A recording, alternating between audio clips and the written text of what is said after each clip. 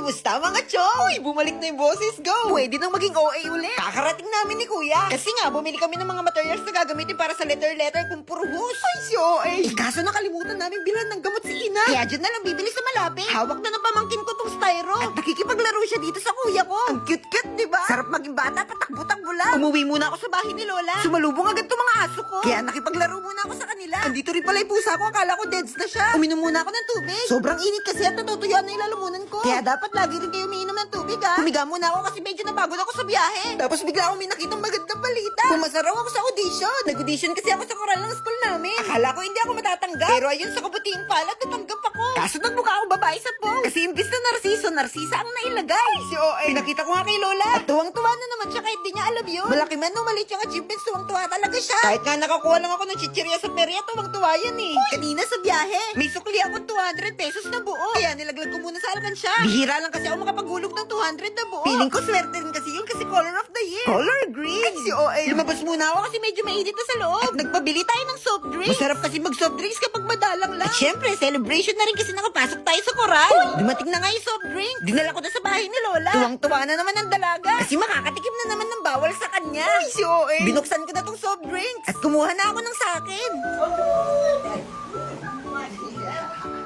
Sinabay ko na to sa pagkain ng tanghalian. Favorite ko pala ang ulam. Lagat na ang palaya. Inom muna tayo ng soft drinks bago kumain. Uy, baligtad. Wow, refreshing. Sobrang sarap din talaga magluto ng lagat na ang palaya ng lola ko. Hindi mapait kaya sobrang sarap. Yeah, paniguradong mauubos ko na naman to. Ang rate natin dito ay 10/10. Nandito na ako ulit sa bahay nila Ina. Kasi umpisa na namin gawin tong letter kung puro hus. Pinangunahan na ni Kuya. Nagkakaligrabe na siya dito sa styrong malaki. At syempre, di mawawala tong mga panggulo na to. Grabe naman ginawang daanan tong styro. Ine-edit muna ni Kuya kung paano magiging pwesto ng mga letter na to sa simbahan. Tapos tumuloy na kami sa paggawa. Si Kuya muna ang gagawa ng calligraphy ngayon. At ako naman ang judge. Ako lang ang magsasabi kung pangit yung ginagawa ng Kuya ko o pangit si Kuya ko. Sisimulan ko na rin ng pagpintura. Pero kailangan natin nilalagyan. Pwede na itong pinaglagyan ng sampalo. Tinapon ko lang itong mga natirang asukal. Tapos pinaglagyan ko na siya ng pintura para makapag-umpisa na kami magpintura. Uy, si OA! Eto nga't nag-umpisa na kami magpintura. At nakaka-enjoy siyang gawin. O siguro nasanay na rin kami. Kasi palagi naman namin siya ginagawa. O diba? Ang ganda. Hindi na kami kumukuha ng gagawa kasi kaya naman namin gawin. Siyempre, di mawawala ang supervisor namin. Kung ako judge, siya naman ang head judge. Katapos namin pininturahan itong mga letter. Siyempre, kailangan naman siyang ikat. Sobrang satisfying pinapanood to. Pero sana ganyan kami kabilis sa totoong buhay. Pero yun, natapos na rin namin siyang i-cutter. Dumating na rin tong isa naming kuya para tumulong. At pinipinturahan lang namin ng white na pintura yung color white. Para mapinturahan yung mga lagpas-lagpas na color blue. Ginabi na nga kami. At medyo napagod na rin kaya kailangan namin ng kape. Pinagtimpla kami ni Bunso ng kape. Kaya ayan, natanggal yung antok namin. Kape tayo, 5 times a day. Uy, si OA. Nung malapit nang matapos, inuumpisahan ko na iligpit tong mga kalat. Pag iniwan kasi namin tong makalat, baka palayasin na kami ng kuya ko. Matapos ang lahat, nagwalis na rin kami. Para wala ng snow sa loob ng bahay. Ang hirap walisin kasi lumilipad. Pero yun nga, natapos na rin. At eto na yung natapos namin ngayong araw. O diba, glitters na lang yung kulang. Ang ganda diba? O siya, dyan na muna kayo. Tuloy ang buhay. Bye-bye. Sheesh! Meron po ba kayong hollow blocks? Talaga ba, Charmaine? Akala nyo hindi ako ready sa mga ganyang comment nyo?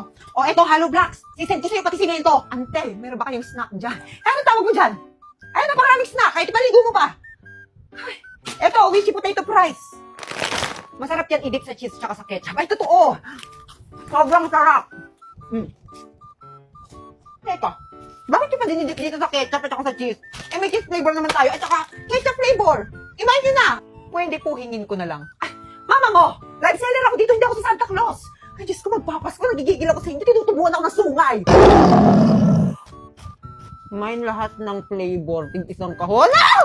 Ow! May nag-wine na! Oh my God! Ay, hala!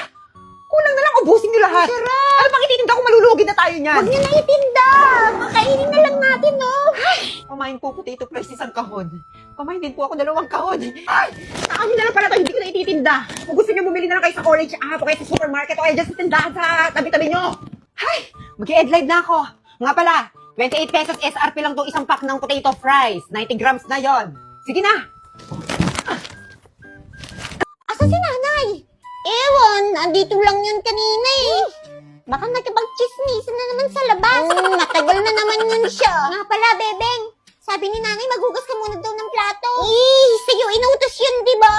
Hindi ikaw gumawa. Palitan niyo naman ako. Puro na lang ako yung naghuhugas ng plato dito sa bahay. Sige na, ako na.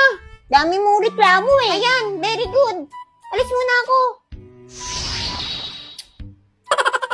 Mga anak, Nandito na ako! Magsilabas kayo dyan! Magsi-celebrate tayo! Oh, saan galing, Nay? Ba't bigla ka na lang nawawala, Nay? Kumuha ako ng sahod at nagbayad na rin ako ng mga bills. Sahod? O teka, bakit basang-basa ka? Nagugas kasi ako ng plato eh. Ay, si OA. Apat lang naman yung hinugasan mong plato. Akala mo naman gabundok yung inurungan mo. Nayo, si ate. O ano? Magtigil! O ito anak, pasalubong mo. Thank you, Nay. Yung sa akin, Nay. Kailangan pa ba yun? Matanda ka na. Hala. At dahil naghugas ka ng plato, eto may reward ka sa akin. Uy! 1,000! Wow! Yay! Ako rin ba may reward? Nagugas ka rin ba ng plato? Teka, ba't ang dami-dami mo palang pera, Nay? Nakuha ko na nga kasi yung sahod ko sa pagla-live. Sumahod ka pala, Nay. Akala ko utang na naman eh. Uy, sahod na! Sahod! Saan yan? Ituro mo naman. Teka, saan? Paano kayo nakapasok? Saan ba kasi yan? Ituro mo naman. Yun na lang ba alam mong sabihin? Ituro mo naman. Ituro mo na kasi. Isa ka pa. Ito na. Makinig. I-click nitong link na nasa bio ko. Tapos click nitong 3 dots. Tapos pindutin nitong open in browser. Tapos i-download nyo na yung app. Ganun. Tapos, di mag-create na kayo ng account. Pwedeng i-connect sa Facebook, mobile number, o sa inyong Gmail account. Sasahod na ba kapag nakapag-download at nakapag-create na ng account? Bruha! Magla-live ka, di ba? 1 to 2 hours every day. Sibagan mo lang at tiyak, makakasahod ka.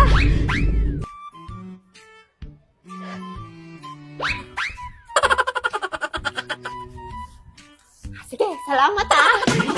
Hoy! Utangin muna namin. Mga bruha kayo? Okay lang. Malaki naman sinahod ko ngayon. Magla-live na ako ulit. Asikabanaya, Asikabanaya, Sonyeho. Go! Dating gawi! Ako sa CR! Ako sa kantin! Ang bibilhin ko? I-check mo muna. I-bus mo ah. Okay, bilis! Wala ba kayong klase? Secret! OMG, te! Nahuli ako ni Clark! Hala! Ano yan? Abas po! Kausap ko po kasing classmate ko kahit malayo. O, di ba perfect? Lalo na kapag may ka-LDR. Angas, di ba? Oo nga, no. Willis! Yung ba't estudyante ka ni Ma'am Rowan? Uy, ba't mo po alam? Crush niya! Tumakas ka, no? Lika! I-report kita sa teacher mo. Te! Dali! I-report na daw ako! Pupunta na kami sa room. Bilisan mo! Okay, bring 1/4 sheet of paper. Mag-quiz tayo. Ma'am, 1/4? Love! Ma'am. Nadulas?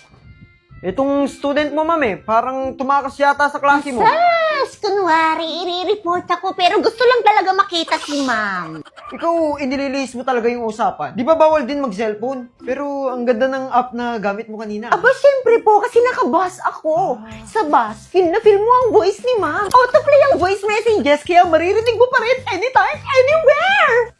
Wow! May quiet mode din naman para kapag busy ka o kaya bawal ang mag-ingay. At ang mas maangas, may voice emoji rin para marinig ang feelings niyo through voice emoji. O, di ba? Para na rin kayo magkasama kahit malayo kayo sa isa't isa. Mag-bus up na rin kami. Download natin mamaya, love, ha? Ma'am pala. Download the app now! Uminom kayo ng tubig. Ay na. Ang init nga.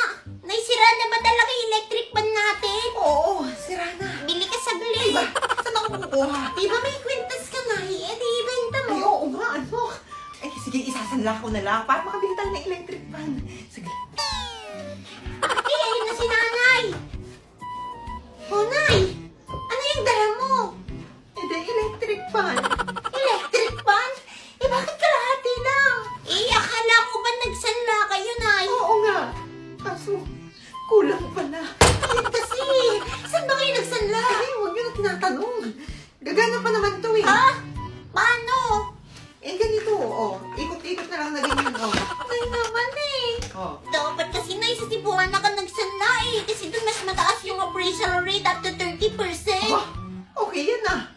ba't ngayon ko lang sinabi? Oo nga, Nay, ba't di kayo doon nagsanla? May 3,000 branches naman sila sa buong Pilipinas, kahit saan meron no. Hindi ko alam yan. Saan nyo nalaman yan? Ay, chismosa kayo, di ba? Usap-usapan na yan. Akala nga namin, alam niyo na kapag sanla, dapat si Buwana. Mga chismosa talaga kayo. Ako, mag na lang sila sa'yo, Mars. Kaya sa susunod sa Cebuana ka na lang magtiwala. Oh, Mare. Andiyan ka pala. Oh, Mars. Kukunin ko sana yung pinitago kong kwintas sa'yo. Naisan lang ako nga sa iba. Ano?